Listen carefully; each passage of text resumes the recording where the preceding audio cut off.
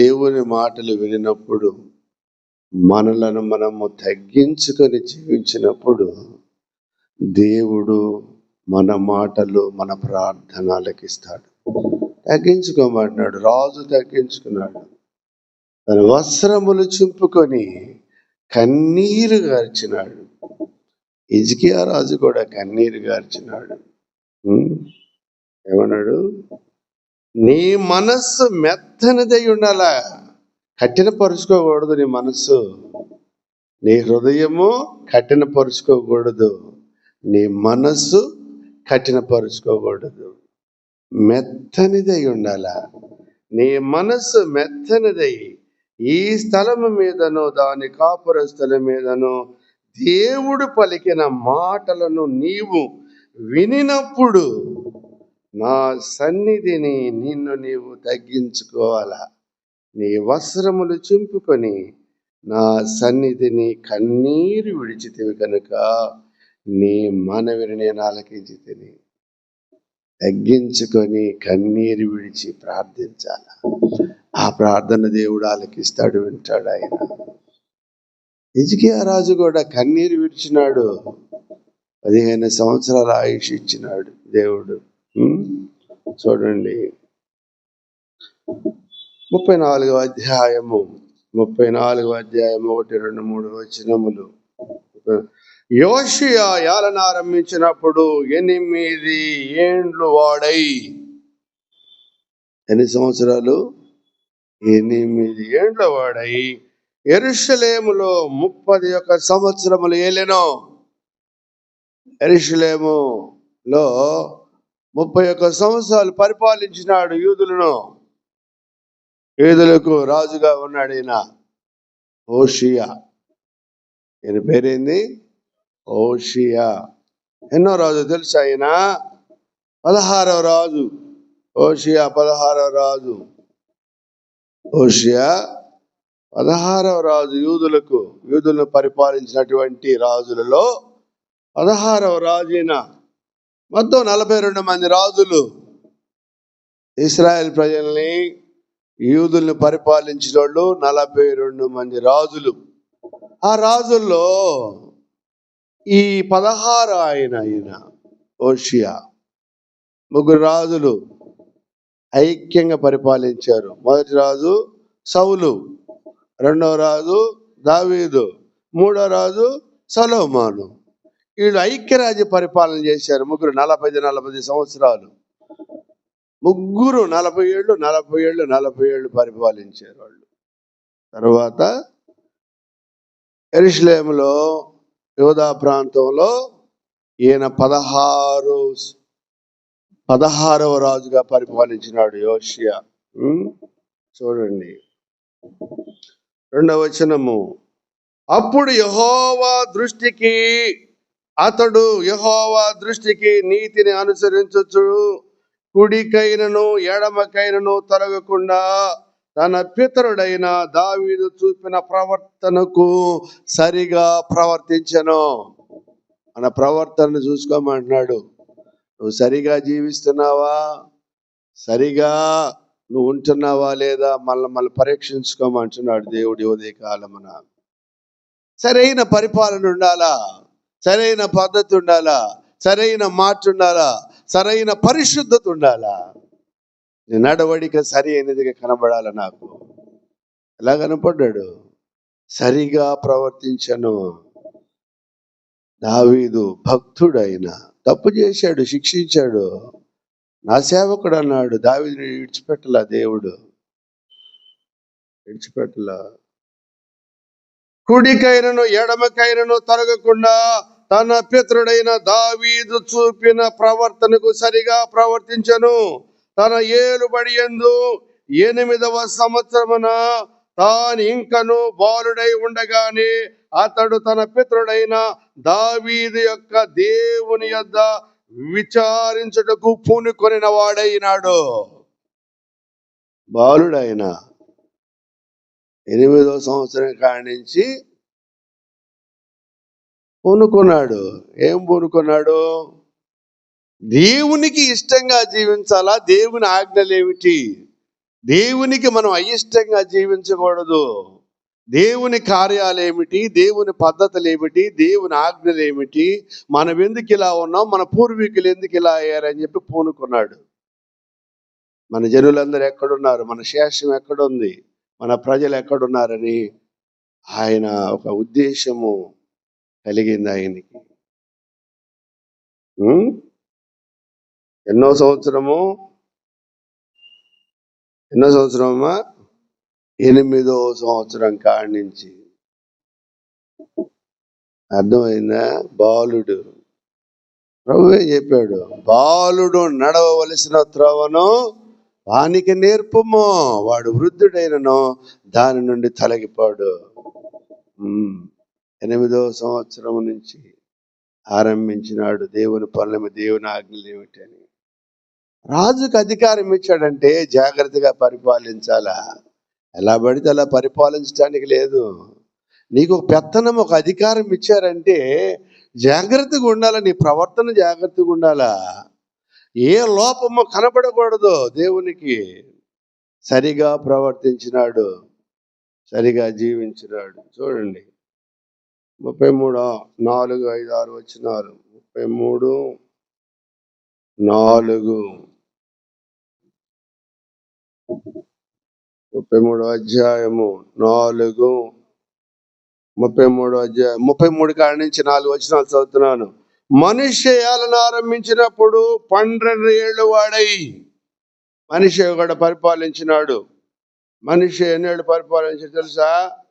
55 ఏళ్ళు పరిపాలించినాడు. 55 ఏళ్ళు ఇతను కూడా రాజే. మనిషి 55 సంవత్సరాలు యూదులను పరిపాలించినాడు. యెరూషలేములో యూదులను పరిపాలించినాడు 55 సంవత్సరాలు. ఎలా ఉన్నాడు చూడండి ఈ రాజు. మనిషి ఆరంభించినప్పుడు 12 ఏళ్ల వాడై యెరూషలేములో 55 సంవత్సరములు ఏలెను. ఇతడు ఇశ్రాయేలుల ఎదుట నుండి యెహోవా వెళ్ళగొట్టిన జనులను, అన్యజనులను చేసిన హేయ క్రియలను అనుసరించి యెహోవా దృష్టికి చెడు నడత నడిచెను. అన్యులు ఎమ్మటి పోయాడు, అన్యుల ఆచారాలు పాటిస్తున్నాడు. 55 ఏళ్ళు పరిపాలించాడు రాజుగా. దేవుడు చూస్తున్నాడు మారు మనసు పొందుతాడా లేదా అని. 55 సంవత్సరాలు ఈ రాజు పరిపాలించింది. ఎన్నో రోజు తెలుసా? 14వ రాజు ఈయన. 14వ రాజు మనిషి. 14 మనిషి 55 సంవత్సరాలు పరిపాలించాడు. కాబట్టి ఏంటంటే దేవునికి విధేయత కలిగి జీవించాల. మనము విధేయత లేకుండా జీవించకూడదు, విధేయత ఉండాల. తర్వాత ఇంకొక వ్యక్తి కనపడతాడు, ఇంకొక రాజు కనపడతాడు మనకి. చూడండి 33, 21, 22. ఆమోను ఏలను ఆరంభించినప్పుడు 22 ఏళ్ల వాడ యెరూషలేములో 2 సంవత్సరములు ఏలెను. ఈయనొక రాజు ఆమోను. అతడు తన తండ్రి అయిన మనిషి నడిచినట్లు యెహోవా దృష్టికి చెడు నడత నడిచెను. ఎవరు తండ్రి? ఆమోను తండ్రి ఎవరు? మనిషి. 55 ఏళ్ళు పరిపాలించాడు. ఏం కార్యాలు చేశాడు? దుష్ట కార్యాలు చేసినాడు, విగ్రహాలకు ఆరాధన చేశాడు, అపవిత్రంగా జీవించినాడు 55 సంవత్సరాలు. కుమారుడు ఆమోను. ఆమోను ఎన్నేళ్ళు? 22 ఏళ్ల వాడు యెరూషలేములో 2 సంవత్సరములు పరిపాలించాడు. 2 సంవత్సరములు ఏలెను. అతడు తన తండ్రి అయిన మనిషి నడిచినట్లు యెహోవా దృష్టికి చెడు నడత నడిచెను. తన తండ్రి అయిన మనిషి చేయించిన చెక్కుడు విగ్రహములన్నిటికీ బలులు అర్పించుచు యెహోవా సన్నిధిని పశ్చాత్తాపుడు కాకను గుణపడకను ఈ ఆమోను అంతకంతకు ఎక్కువ ద్రోహ కార్యములను చేయించు వచ్చెను. 14:15 ఈయన 15వ రాజు. ద్రోహ కార్యాలు చేశాడు. అర్థమైందా? చెడు నడత నడుస్తున్నాడు. నీ నడత సరిగా ఉండాలా, యథార్థంగా ఉండాలా. ఒక రాజుని చేశాడంటే నీ పరిపాలన బాగుండాలా. అధికారం ఇచ్చాడంటే నీ అధికారం దుర్వినియోగం చేయకూడదు. సత్యముగా పరిపాలించాలా. దేవునికి ఇష్టలుగా జీవించాలా. దేవునికి ఇష్టలుగా జీవించకపోతే అపాయం అన్నాడు. ఒప్పుకోడు దేవుడు, ఒప్పుకోడు. కఠినంగా శిక్షిస్తాడు ఆయన. చాలా ఇబ్బంది పడతారు రాజులు. పడ్డారు కూడా, చాలా మంది పడ్డారు. చూడండి 34:8 వచనము. 34:8, 34 అధ్యాయము 8వ వచనము. అతని ఏలుబడి యందు 18వ సంవత్సరము దేశమును మందిరమును పవిత్ర పరచుటైన తరువాత అతడు అజల్యా కుమారుడైన షాఫానును పట్టణాధిపతి అయిన మైషేయను రాజపు దస్తావేజుల మీదున్న యెహోవాహాజు కుమారుడగు యోవాహాజును తన దేవుడిని యెహోవా మందిరమును బాగు చేయుటకై పంపాను. ఎందుకు వచ్చాం మనకి? బాగు చేయాలా, మనము బాగుపడాలా, ఇతరులు బాగు చేయాలా. సన్నిధి బాగుండాలా. సన్నిధి బాగుండాలంటే నువ్వు బాగుంటే సన్నిధి బాగుంటుంది, మందిరం. నువ్వు బాగుంటే నీ గుడి అంతా బాగుంటుంది, నీ ఆలయం అంతా శుభ్రంగా ఉంటుంది. బాగుండాలా. అందరూ శుభ్రం చేసుకోమంటున్నాడు. మందిరం అంటే దేవుడు. ఇది మన హృదయమే దేవుని ఆలయము. ఈ పని ఉండాలి మనకి. తర్వాత 23వ వచనము, 34:23 వచనము. ఆమె వారితో ఇట్లనెను, ఇశ్రాయేలీయుల దేవుడని యెహోవా సెలవిచ్చినది ఏమనగా, ఆలకించుడి. నేను ఈ స్థలం మీదికిని దాని కాపురస్తుల మీదికిని యూదారాజు సుముఖమున చదివి వినిపింపబడిన గ్రంథమందు వ్రాయబడి ఉన్న శాపములన్నిటినీ రప్పించదను.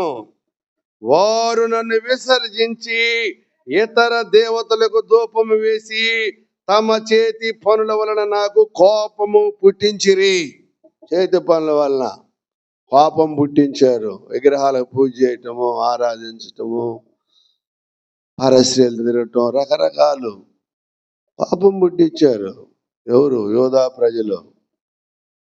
ప్రజలు కోపం పుట్టించారు.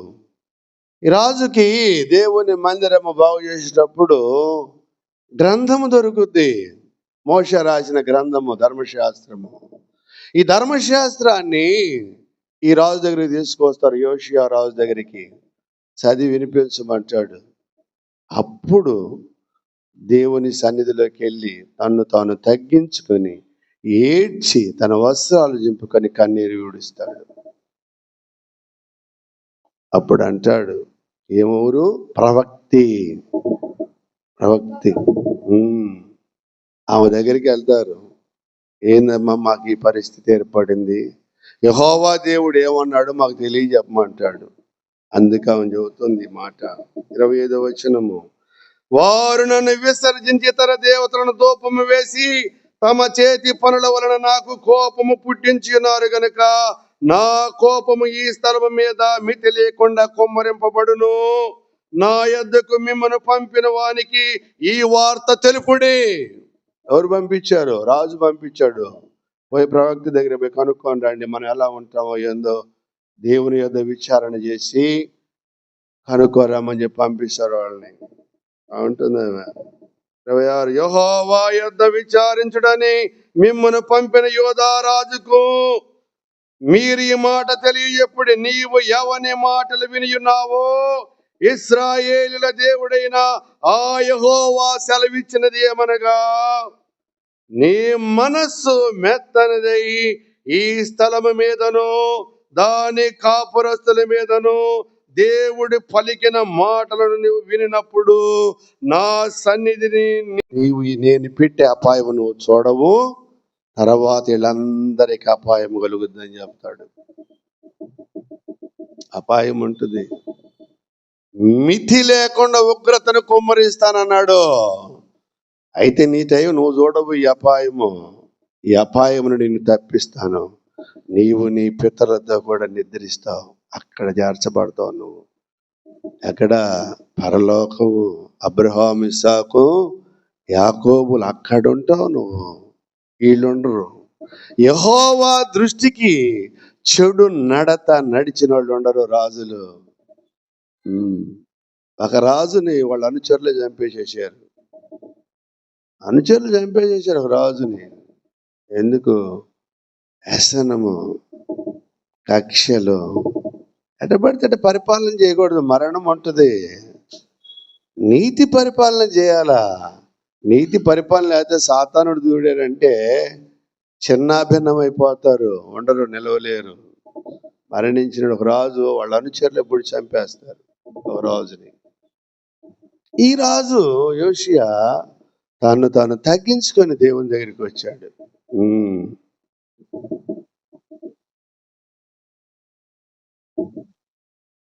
34, 27, 28 వచనము, 28 వచనము. నేను నీ పితరుల యొద్ద నిన్ను చేర్చుదును, నెమ్మది గలవాడవై నీవు నీ సమాధిలోనికి చేర్చబడుదువు. ఈ స్థలము మీదికిని దాని కాపురస్తుల మీదికిని నేను రప్పించు అపాయము నీవు కన్నులారా చూడవు. తప్పిస్తున్నాడు, అపాయాన్ని తప్పిస్తున్నాడు. ఎందుకు తప్పిస్తున్నాడు? తగ్గించుకున్నాడు, కన్నీరు విడిచాడు, తన వస్త్రాలు చింపుకున్నాడు. యోబు కూడా తగ్గించుకున్నాడు, తన వస్త్రాలు చింపుకున్నాడు. యెహోవా ఇచ్చెను, యెహోవా తీసుకొని పోయాను, ఆయన నామమునకు స్తుతి కలుగునుగాక. వస్త్రాలు చింపుకున్నాడు యోబు కూడా. హిజ్కియా కన్నీరు విడిచినాడు, 15 సంవత్సరాల ఆయుష్ ఇచ్చినాడు. తగ్గించుకొని జీవిస్తే మరణము నుండి నిన్ను కాపాడుతాడు, జీవములో నువ్వు ఉంటావు. మరణము నుండి కాపాడుతాడు ఆయన, జీవములో ప్రవేశింపజేస్తాడు ఆయన. ఉగ్రతే, కానీ నీ టైంలో కాదు. వాళ్ళకు ఫలము నేను ఇవ్వాల్సిందే, అంతే. నీ క్రియా ఫలము నీకు రావాల్సిందే. ఎలా జీవించారు? విగ్రహాలను పూజించినారు, విగ్రహారాధికులు అయిపోయినారు, వ్యభిచారులు అయిపోయినారు, దొంగలైనారు, ద్రోహులైపోయినారు. చూడండి 34, 8వ వచనము, 34, 8వ వచనము. అతని ఏలుబడి యందు 18వ సంవత్సరము దేశమును మందిరమును పవిత్ర పరచుడైన తరువాత అతడు అజల్యా కుమారుడైన షాఫానును పట్టణాధిపతి అయిన మైషేయను రాజపు దస్తావేజుల మీదనున్న యెహోవాహాజు కుమారుడగు యెహోవాహాజును తన దేవుడైన యెహోవా మందిరమును బాగు చేయుటకై పంపెను. ఏం చేయాలా? మందిరాన్ని బాగు చేయాలా. తర్వాత ముందేం చెప్పాడు? అతని ఏలుబడి యందు 18వ సంవత్సరమున దేశమును మందిరమును పవిత్రపరచుట అయిన తరువాత. పవిత్రముగా ఉండాల మందిరము, పవిత్రపరచబడాల మందిరము. మందిరములో దొంగలకు చోటు ఉండకూడదు. దొంగలకు చోటు ఉంటే దొంగలకు అయిపోద్ది. పవిత్రత ఉండాల. దొంగల గుహగా చేస్తే దేవుడు ఊరుకోడు, కొట్టాడు అందరిని, రాళ్ళతో కొరడా చేశాడు, తాళ్ళను కొరడా చేసి గోవాలని రోకలు ఎదజల్లేశాడు దేవుడు. యేసు ప్రభు, నా తండ్రి ఇంటిని ఏం చేశారు? దొంగల గుహగా చేశారు అన్నాడు. పవిత్రంగా ఉండాలా దేవుని సన్నిధి పవిత్రంగా ఉండాలా. నేను పరిశుద్ధుడనై ఉన్నాను గనక మీరును పరిశుద్ధులై ఉండుడి. అప్పుడుంటారు పరలోకంలో. పరిశుద్ధత లేకపోతే ఉండలేవు. పరిశుద్ధత ఉండాలా. 55 సంవత్సరాలు పరిపాలించాడు రాజు, కానీ పరిశుద్ధంగా ఉన్నాడా? లేడు. 31 సంవత్సరాలు పరిపాలించాడు రాజు. ఇతను ఎలా ఉన్నాడు, అతను ఎలా ఉన్నాడు? యెహోవా దృష్టికి మంచి మార్గంలో 31 సంవత్సరాలు పరిపాలించినటువంటి యోషియా యథార్థముగా నడిచినాడు. దావీదును అనుసరించి నడిచినాడు. జాగ్రత్తగా ఉండమని ఉదయ కాలమున దేవుడు హెచ్చరిక చేస్తున్నాడు. చూడండి 35వ అధ్యాయము 1, 2, 3 వచనాలు. మరియు యోషియా యెరూషలేమునందు యెహోవాకు పస్కా పండుగ ఆచరించెను. పస్కా పండుగ చేసుకుంటున్నారు. మందిరాన్ని పవిత్రపరిచినారు, భయభక్తులతో ఉన్నారు, దేవునికి బలి అర్పిస్తున్నారు, యెహోవాకు బలి అర్పిస్తున్నారు పవిత్రంగా. పస్కా బలి పశువు పవిత్రంగా ఉండాలా, పవిత్రత ఉండాలా. అర్పించే దేనికి? నువ్వు పరిశుద్ధురాలుగా ఉండడానికి. మొదటి నెల 14వ దినమున జనులు పస్కా పశువును వధించిరి. అతడు యాజకులను వారి వారి పనులకు నిర్ణయించి యెహోవా మందిర సేవను జరిగించుటకై వారిని ధైర్యపరిచి ఇశ్రాయేలందరికీ బోధ చేయవారును యెహోవాకు ప్రతిష్ఠితులనైన లేవీయులకు ఇలాగ ఆజ్ఞ ఇచ్చెను.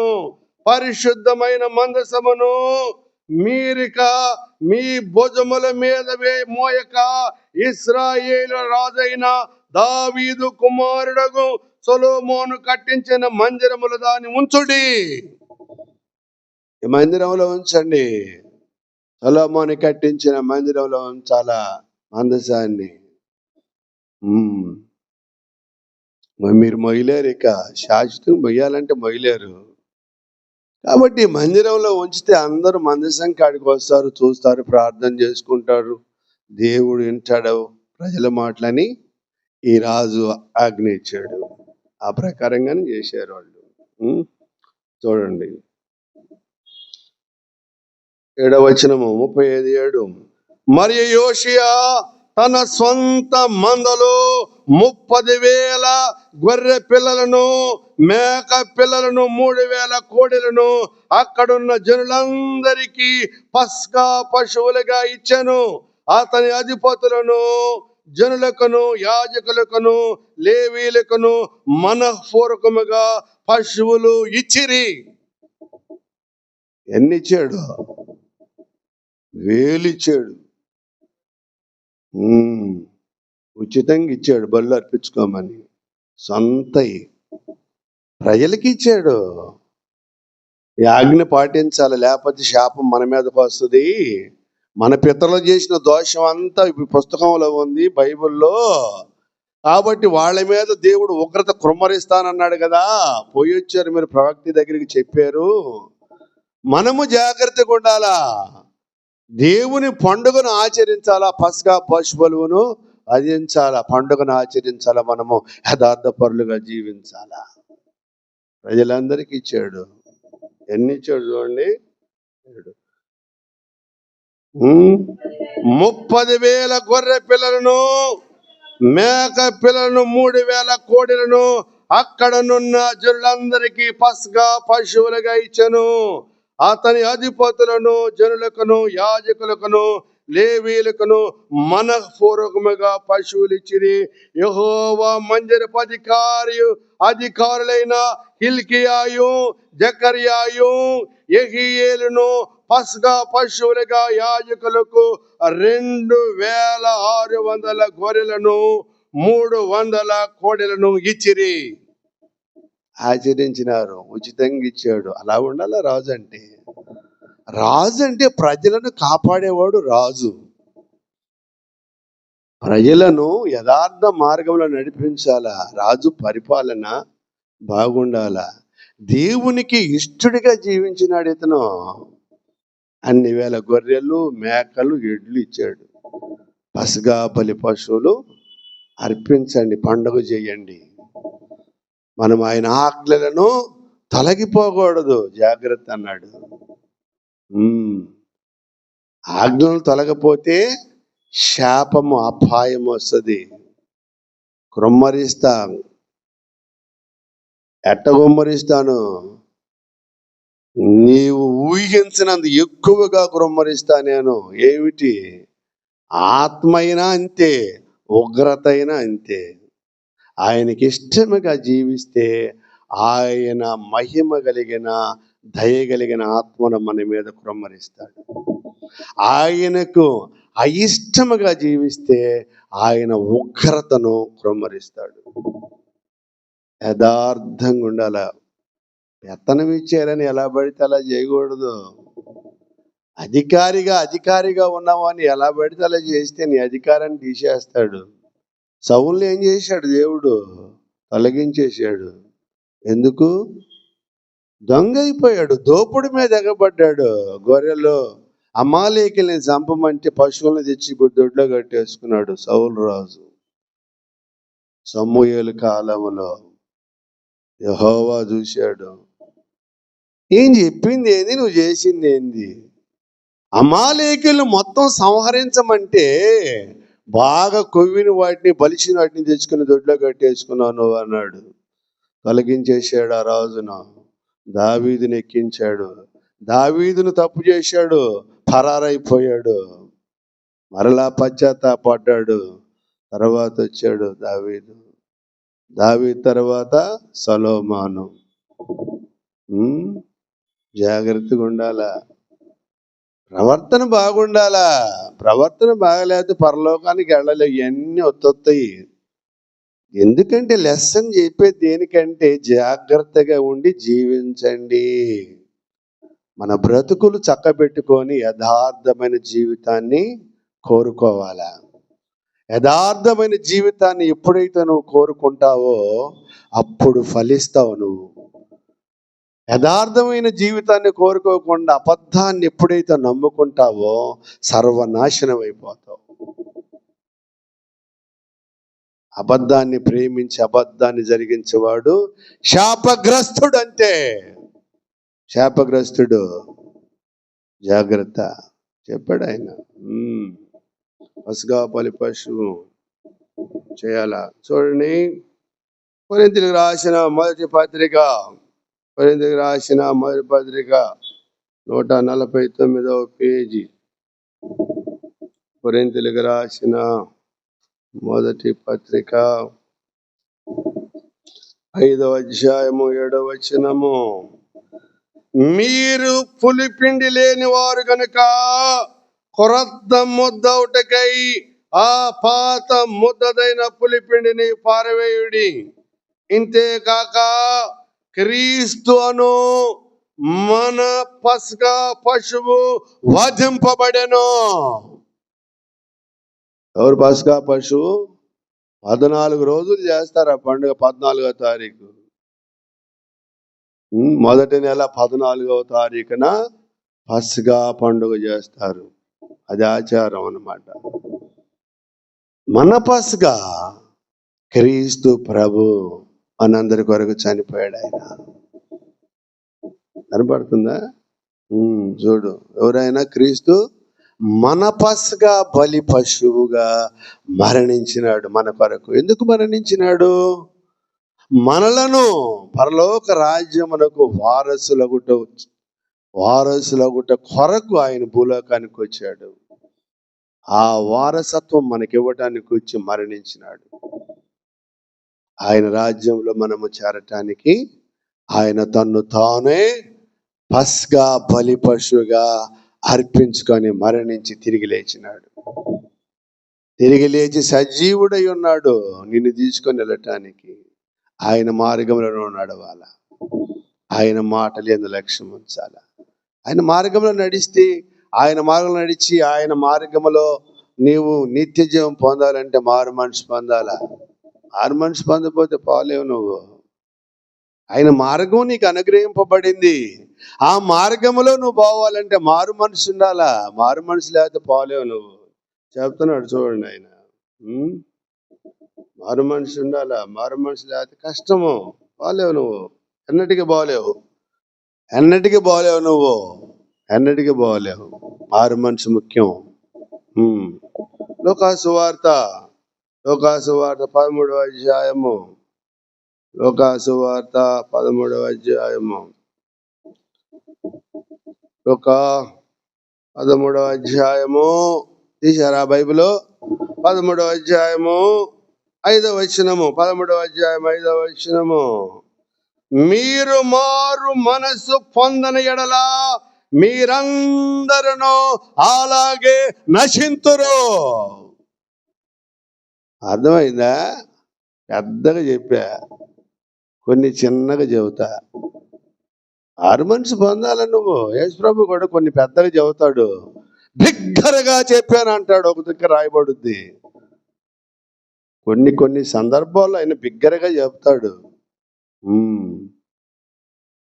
బిగ్గరగా పలుకుతాడు. తెలుసా? కొన్ని సందర్భాల్లో యేసుప్రభు సిలువ వేసేటప్పుడు బిగ్గరగా మాట్లాడాడు. ఏం మాట మాట్లాడాడు? బిగ్గరగా కాదు, నా దేవా నన్నెందుకు చేయి విడిచితివి? My god why have you forsaken me? ఎలోయి లామా సబక్తాని. ఎందుకు ఇడిచాడు? మనల్ని రక్షించడానికి. మనలను రక్షించడానికి చేయి ఇడిచిపెట్టాడు దేవుడు. అందరి నాలా మాట, ప్రపంచం అంతా తెలియాలి ఆయన పలికిన మాట. మొత్తం వినాల ప్రపంచం, సర్వ ప్రపంచము మానవాళికి తెలియాలా. గొప్ప మాట, బిగ్గరగా పలుకుతాడు ఆ మాట. నా దేవా నన్ను ఎలా చేయుడని అడిగితివి. విడిచిపెట్టేశాడు రెప్పపాటున. ఆయన రక్తంలో కడగబడాలా, ఆయనలో మనం జీవించాలా, ఆయనలో లేపబడాలా మనము. అర్థమైందా? ఎవరైనా మన ప్రభు, ఆయన మన దేవుడు. మారు మనసు ముఖ్యము. నేను అది ఇస్తున్నాను, ఇది ఇస్తున్నాను, చర్చికి డబ్బులు ఇస్తున్నాను, అన్ని పలహారం పెడుతున్నాను, బియ్యం ఇస్తున్నాను, డబ్బాలు లోన్ ఇస్తున్నాను, ఇయ్యాల మంచిదే, ఆశీర్వాదం పడుతూ భూలోకంలో నీకు ఫలం ఇస్తాడు. నువ్వు ఒక డబ్బా ఇచ్చావంటే 1000 డబ్బాలు లోన్ ఇస్తాడు నీకు. 10 రూపాయలు నువ్వు కానికేసావనుకో 1,00,000 రూపాయలు ఇస్తాడు నీకు. నీ ధర్మము వృధా కాదు. దేవునికి ఇచ్చిన ధర్మం, దేవునికి ఇచ్చిన కానుక వృధా కాదు. ఇతరులకు నువ్వు చేసిన మంచి కార్యము వృధా చేయడు. అంతకందుకు 1,00,000 రెట్లు ఇస్తాడు భూలోకంలో. కానీ మారు మనసు లేకపోతే పరలోకానికి వెళ్ళలేవు. ఇది భూలోకానికి పరిమితం. నువ్వు ఇచ్చే కానుక, నీవిచ్చే ఇతరులకి సహాయపడేది భూలోకానికి పరిమితి. కానీ పరలోకం పోవాలంటే మాత్రం మారు మనసు, పాప క్షమాపణ ఉండాల్సిందే. క్లియర్గా చెప్తున్నాడు ఆయన. వింటున్నారా? అర్థమవుతుందని చెప్పేది. చూడండి 13వ అధ్యాయము 5వ వచనము. 5వ వచనమేగా మనం చదివింది. 5వ వచనము. మీరు మారు మనసు పొందని ఎడల మీరందరూ అలాగే నశింతురు. ఎలా నశించిపోయారు? ఆకాశముడు అగ్ని కురిపించాడు సొదొమ గొమొర్రా పట్టణం మీదకు. పట్టణాలు కాలిపోయినాయి. అగ్ని గంధకాలు కురిసినాయి. సముద్రం చెప్తాడు ఆయన, పోయి పడిపో అంటాడు, నాశనం చేయమంటాడు. సముద్రం లోబడు. సముద్రాన్ని ఏర్పాటు చేసింది ఆయనే, మనం కాదు. మన వల్ల అవుద్దా? సముద్రం ఏమైనా చేయగలవా నువ్వు? లేదు. సరే, గాలిని ఏమైనా తెప్పిగలవా? లేదు. ఏం చేయగలం? మనం ఏం చేయలేము. మనల్ని పుట్టించింది, పెంచి పెద్ద చేసింది మన తండ్రి, పరమ తండ్రి యేసుక్రీస్తు ప్రభు. తన్ను తాను రిక్తునిగా చేసుకొని మన కొరకు భూలోకానికి వచ్చాడు, మనలను ఆయన రాజ్య వారసులుగా చేయటానికి. ఎప్పుడు? మారు మనసు పొందితేనే వారసుడు నువ్వు.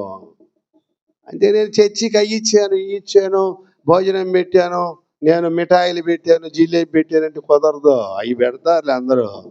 నువ్వు 10 రూపాయలు జిలేబీ పెట్టావంటే నీకు 1,00,000 రూపాయలు నీకు ఇస్తాడు మిఠాయి. అది ఎక్కడికి పోదు, నీ ధర్మం వృధా పోదు, నీ సహాయం వృధాగా పోదు, దేవుడు ఇస్తాడు. కానీ పరలోకం అది రావాలి, అది అందులో ప్రవేశించాలంటే నువ్వు మారు మనిషి పని జీవించాలా, లేకపోతే కష్టము.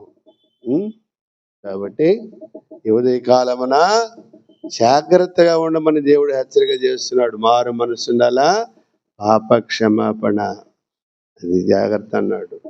చూడండి, ఒక మాట ముగిస్తాను. 11వ వచనము, 5వ అధ్యాయము, కొరింథీయులకు రాసిన మొదటి పత్రిక 5వ అధ్యాయము 11వ వచనము. ఇప్పుడైతే సహోదరుడు అనబడిన వాడు ఎవడైనను జారుడు గాని, లోబి గాని, విగ్రహారాధికుడు గాని, తిట్టుబోతు గాని, త్రాగుబోతు గాని, దోచుకొనువాడు గాని అయి ఉన్న ఎడల అట్టి వాటితో సాంగత్యము చేయకూడదు, భుజింపకూడదని మీకు వ్రాయుచున్నాను. ఎవరితో ఉండమన్నాడు? ఏ సహవాసం ఇది? తిట్టుబోతుగా ఉంటే తిట్టుబోతుడు పక్కన చేస్తే నీకు తిట్లు వస్తాయి. అబద్ధికుడు పక్కన చేస్తే నువ్వు అబద్ధికుడు అయిపోతావు. నువ్వు ఎవరితో సాంగత్యం చేస్తున్నావో చూసుకొని చెయ్యి. ఎవరితో ఏం మాట్లాడుతున్నావో ఆలోచించుకొని మాట్లాడు. ఎవరితో ఏ ప్రవర్తన కలిగిన వ్యక్తితో నువ్వు ఉంటున్నావో నిన్ను నువ్వు జాగ్రత్తగా చూసుకోమని చెబుతున్నాడు. తిట్టుబోతులు కావద్దు, నరకం. తిట్టుబోతులు నరకానికే. ఎందుకు రాస్తున్నాడు ఈ మాట? జాగ్రత్త అంటున్నాడు. జాగ్రత్తగా జీవించండి, జాగ్రత్తగా ఉండండి. ఏమన్నాడు? సాంగత్యం ఎవరితో చేయాలా? పరిశుద్ధులతో చేయాలా. దేవునితో, దేవుని యొక్క ఆలయముకు రావాలా. నీవు దేవునికి ఇష్టురాలుగా, ఇష్టుడిగా జీవించాలా.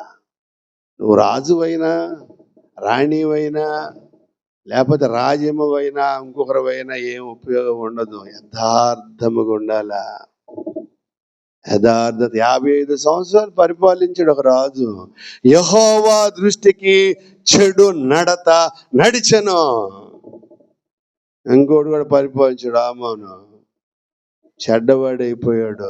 యెహోవా దృష్టికి చెడు నడత నడిచెను.